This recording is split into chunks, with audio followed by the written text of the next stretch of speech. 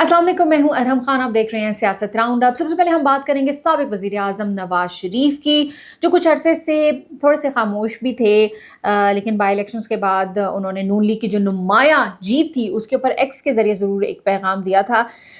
लेकिन अब उन्होंने कामयाब होने वाले नून लीग के जितने भी लोग थे उनसे खिताब किया है, जो टीवी पर भी नशर हुआ है, और उस किताब में उन्होंने इमरान खान को शदीद तनकीद का निशाना बनाया और कहा है कि 2018 से 2022 तक मुल्क का बिल्कुल सत्यानाश हो गया है, और इसके जो जिम्मेदारान हैं वो इमरान खान हैं और इनको लाने वाले हैं। साथ ही उन्होंने ये भी कहा कि जो लोग चोर और डाकू दूसरों को कह रहे थे वो खुद चोर डाकू साबित हुए हैं। और उन्होंने ये कहा कि ज़िमनी इंतखाबात में लोगों ने उनको यानी इमरान खान और फितना फसाद को मुकम्मल तौर पर रिजेक्ट किया है। नवाज शरीफ ने अपनी बेटी जो वज़ीर आला पंजाब हैं मरीम नवाज़, और उनके भाई जो वज़ीर आज़म पाकिस्तान शहबाज शरीफ हैं, उन्होंने कहा कि इन दोनों की कारकर्दगी बहुत ज़बरदस्त है और ख़िदमत में इन दोनों ने मुझे भी पीछे छोड़ दिया है। उनका ये भी कहना था कि जब तक नून लीग की हुकूमत थी मुल्क में तो मुल्क तरक्की कर रहा था, और नून लीग की हुकूमत के बाद मुल्क में हर चीज़ ख़राब हो गई जिसका हिसाब लेना चाहिए। ये तो बात थी नवाज शरीफ की। अब हम आगे बढ़ते हैं और अब बात करेंगे वज़ीर आला खैबर पख्तूनख्वा सुहेल आफरीदी की, जिनका अंदाज शुरू दिन से ही बड़ा जारहाना रहा है। और मैं हमेशा ये बात कहती हूँ कि वो अपने लीडर इमरान खान को थोड़ा थोड़ा कॉपी करने की भी कोशिश करते हैं। ऑब्वियसली उनके लीडर हैं, शायद वो चाहते हैं कि मेरा जो अंदाज़ गुफ्तगू हो वो इमरान खान से मिलता जुलता हो, और वो किसी हद तक हमें नज़र भी आ रहा होता है। खैर, पेशावर में उन्होंने एक तकरीब से खिताब किया और उसमें उन्होंने वही इमरान खान वाला अंदाज़ अपनाया और कहा कि 9 मई और 26 नवंबर को हम पुरअमन थे, लेकिन साथ उन्होंने एक धमकी भी दी है, और धमकी थोड़ी सी धमकी आमेज़ लहजा था उनका, ये कहना ज़्यादा मुनासिब होगा। उन्होंने कहा कि हर मंगल को जितने भी अरकान असम्बली हैं, सेनेटर्स, एमपीएज, एमएनएज जो भी हैं, वो सब इस्लामाबाद हाई कोर्ट के बाहर उनका होना वहाँ पर लाजिम होगा। जिनको भी टिकट दिया है इमरान खान ने, वो जीते हैं या नहीं जीते, उन पर ये अब लाजिम कर दिया गया है। उनके लिए ज़रूरी होगा कि वो हर मंगल को इस्लामाबाद में अपनी हाज़िरी यकीनी बनाएंगे इस्लामाबाद हाई कोर्ट के बाहर, और उन्होंने ये कहा है कि जो नहीं पहुँचेगा उसे मलामत करेंगे, यानी नेम एंड शेम किया जाएगा। इसके अलावा उन्होंने ये कहा कि हम अडयाला जेल के बाहर भी जाएंगे, और जब तक इमरान खान से हमारी मुलाकात नहीं हो जाती तब तक हम वहाँ पर भी जाया करेंगे।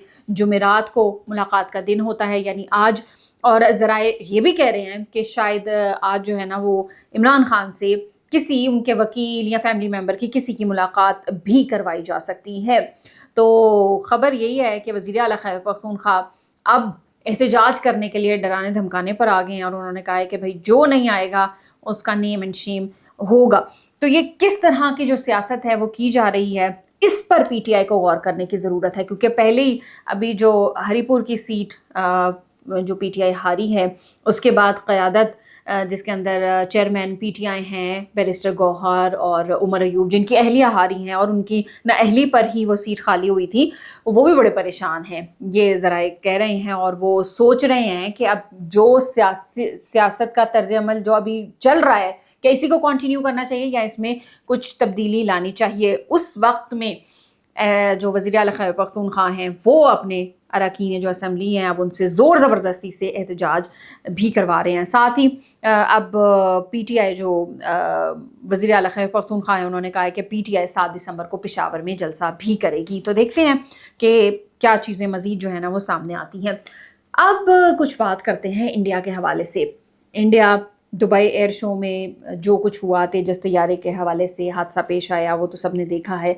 उसके बाद भारत को एक धचका लगा है, और वो ये है कि इंटरनेशनल मीडिया ऑब्वियसली वो चीज़ें रिपोर्ट कर रहा है, और उन्हीं की तरफ से ये रिपोर्ट किया गया है कि आर्मीनिया भारत से तेजस तैयारा की ख़रीदारी में इंटरेस्टेड था, और बातचीत भी हो रही थी। और तकरीबन $1.2 मिलियन मालियत के 12 तैयारे आर्मीनिया ने ख़रीदने थे, उस हवाले से बातचीत चल रही थी।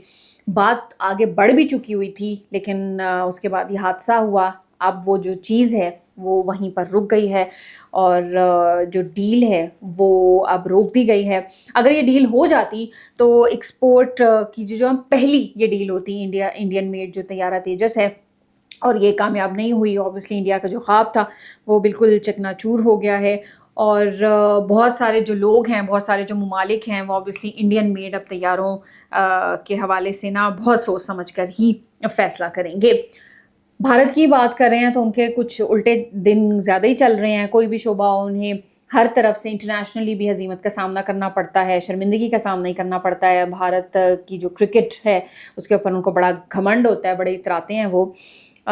ہوا کچھ اس طرح سے ہے کہ ساؤتھ افریقن ٹیم وہ بھارت میں موجود ہے اور بھارت کو ٹیسٹ سیریز میں 2-0 سے شکست بھی ہوئی ہے، اور نہ صرف بھارت ٹیسٹ ہارا ہے بلکہ جو دوسرا ٹیسٹ تھا جو گوہاٹی میں ہوا اس میں 400 رنز کے ریکارڈ مارجن سے انڈیا کو ہرایا گیا ہے ساؤتھ افریقہ کی جانب سے۔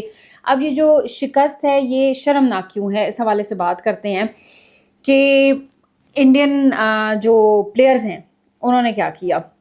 جب پہلا ٹیسٹ ہو رہا تھا نا تو اس میں انہوں نے ساؤتھ افریقہ کے جو کیپٹن ہیں ٹمبا باؤما، ان کے متعلق کچھ ایسی باتیں انہوں نے کی جو اسٹمپ میں نا ریکارڈ ہو گئیں اور پوری دنیا نے سنا کہ ان کے چھوٹے قد کا مذاق اڑایا جا رہا تھا، ان کو بونا کہا جا رہا تھا اور گالیاں بھی دی جا رہی تھیں، اس طرح کی جو چیزیں ہیں وہ سنائی بھی تھیں۔ اور یہ تمام تر چیزیں اوبیسلی جو ساؤتھ افریقہ کی ٹیم ہے، ان کی کیپٹن ہے، وہاں تک بھی پہنچی ہے، کیپٹن کو بھی غصہ تھا، ٹیم کو بھی اس حوالے سے بہت زیادہ غصہ تھا، تو پھر انہوں نے جو اپنا غصہ کا بدلہ ہے وہ پھر انڈیا کو ہرا کر لیا ہے۔